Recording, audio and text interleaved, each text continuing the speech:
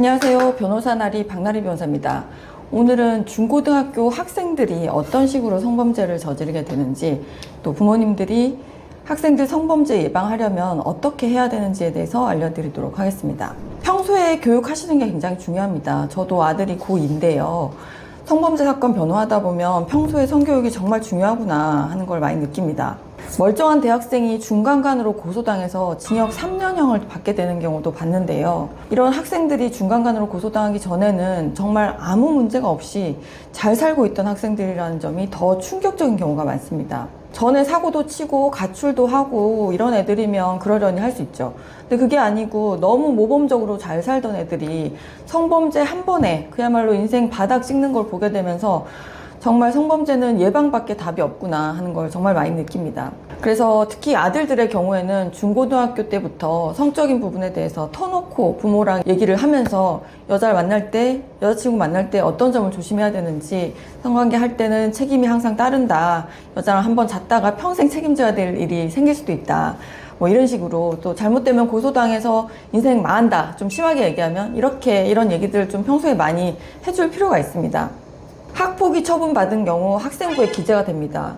특히 성범죄 경우 보통 학폭위 처분이 최소 출석 정지 이상으로 중한 처분이 나오는 경우가 많습니다. 그래서 고등학교 때 성범죄 관련으로 학폭위 처분 받게 되면 대입에 직접적인 영향을 미칠 수밖에 없고요. 또 출석 정지 이상 처분 받는 경우에는 졸업할 때로부터 4년이 지나야지만 삭제가 가능하기 때문에 당연히 대입에 큰 영향을 미칠 수밖에 없습니다. 그리고 보통 성범죄 같은 경우는 학폭뿐만 아니라 형사 입건도 같이 진행이 되게 되는데요. 성범죄 형량이 워낙 높고 법원에서도 중하게 보기 때문에 형사도 잘 되면 소년부 성취돼서 소년원 가는 거고, 잘 안 풀리면 징역형 받고 교도소 갈 가능성도 있습니다. 제가 했던 사건 중에 고3 아들이 통매음으로 문제가 된 경우가 있었는데, 재판 갔더니 그 판사가 분류심사원에 한 달 동안 유탁을 시켜버린 거예요. 아버지는 공부를 너무 잘하던 아들이 갑자기 한 달이나 분류심사에서 못 나온다고 하니까 아버지 거의 실신 직전까지 갔죠. 그런 사건도 있었습니다.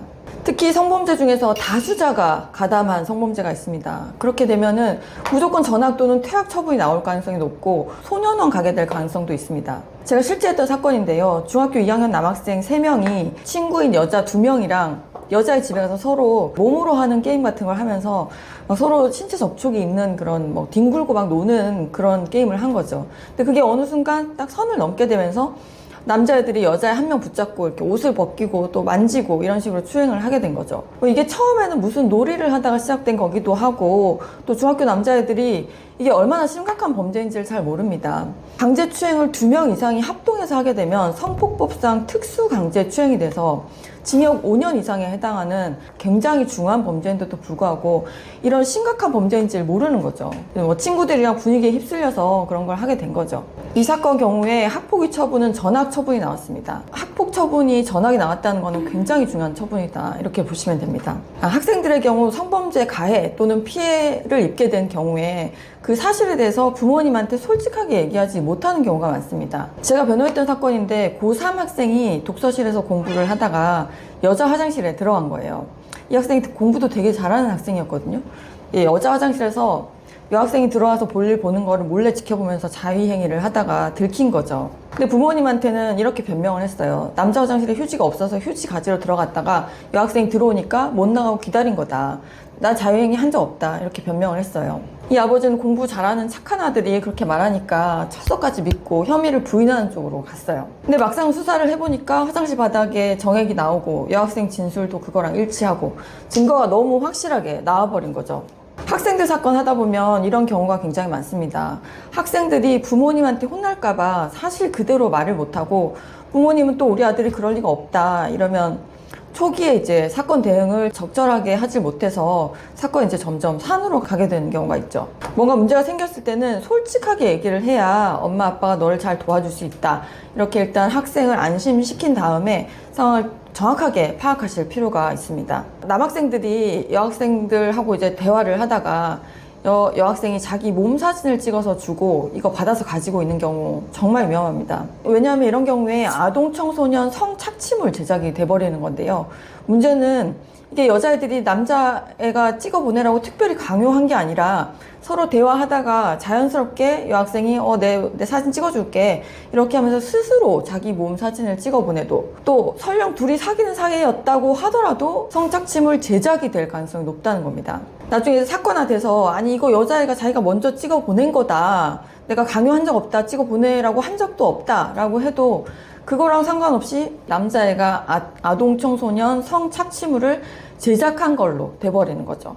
아동 청소년 성착취물 법정형이 5년 이상입니다. 근데 남자애들이 이걸 자기만 갖고 있을까요? 보통 친구들한테 보내거나 또 단톡방에 또 올리죠. 그러면 아청물 배포가 성립합니다. 이것도 법정형 3년 이상입니다. 너무 중요한 범죄를 자기도 모르게 저지르게 되는 거죠.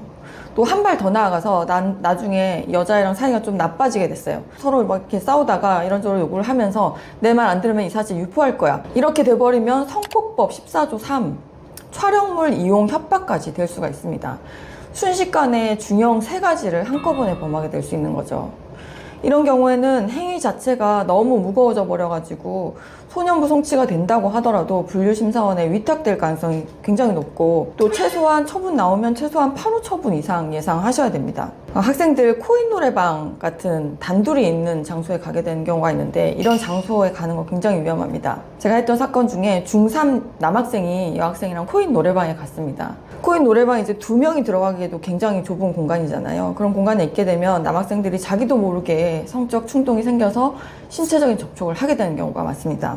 남학생이 여학생의 어깨를 끌어당겨서 속옷 위로 성기를 만지고 키스를 했어요. 다행히 합의가 돼서 4호 사회봉사 처분이 나온 사건이 있었습니다. 이 사건에서도 알 수 있듯이 학생들이 단둘이 코인 노래방, 또 멀티방 이런 밀폐된 장소에 있게 되면 굉장히 성범죄 위험성이 높아집니다. 평소에 이런 곳에 여학생이랑 단둘이 가지 말도록 교육을 잘 시키셔야 됩니다. 성폭법상 카메라 등 이용 촬영죄도 많이 문제가 되는데요. 옛날에야 남자애들이 여자애들 치마 들추고 도망가고 그랬지 요즘 세상에는 큰일 납니다. 실제 사건에서 고1 남학생이 같은 반 여학생 치마 속, 다리 이런 데를 몰래 촬영한 사건에서 가해 학생이 전학 처분 받은 사건이 있었습니다. 단톡방을 주의하셔야 됩니다. 요즘 학생들 SNS 정말 많이 하는데요. 인스타 기본으로 하고 텔레그램도 많이 합니다. 얼마 전에 저희 아들도 텔레그램 깔려고 해서 제가 못하게 막은 적이 있었는데요. 그런 대화방에서 여학생들 몸평, 얼평을 하거나 음담패설, 음란물 영상이나 사진 같은 거 공유하는 경우 굉장히 많습니다. N번방 사건 이런 것도 텔레그램에서 일어난 거잖아요. 명예훼손이 될 수 있는 사진, 다른 친구들 욕, 이런 거 모욕이 되잖아요. 이런 거 인스타 스토리에 올려서 문제가 돼서 학교폭력으로 사건화되는 경우 굉장히 많습니다. 각종 성폭력, 명예훼손, 통매음, 모욕, 따돌림 전부 단톡방이나 오픈카톡, SNS에서 일어나는 건데요. 아예 못하게 막을 수는 없겠지만 적어도 인스타 같은 거는 중학교 때는 안 하도록 하는 게 좋고, 텔레그램 같이 불특정 다수가 참여할 수 있는 SNS는 성인 되기 전까지는 못한다, 이렇게 아예 못 박아 놓는 게 좋습니다. 증거를 없애면 안 됩니다.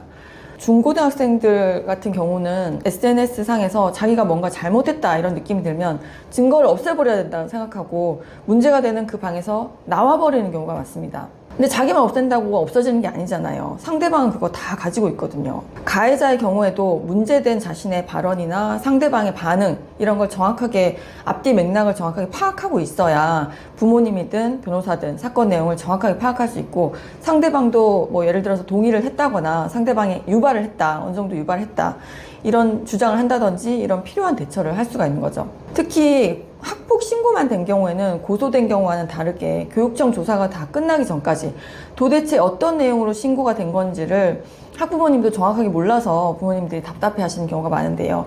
이런 걸 방지하려면 평소에 아이들한테 카톡방이나 단톡방 이런 데서 나와버리면 안 된다, 이런 것도 미리 교육을 해두셔야 됩니다.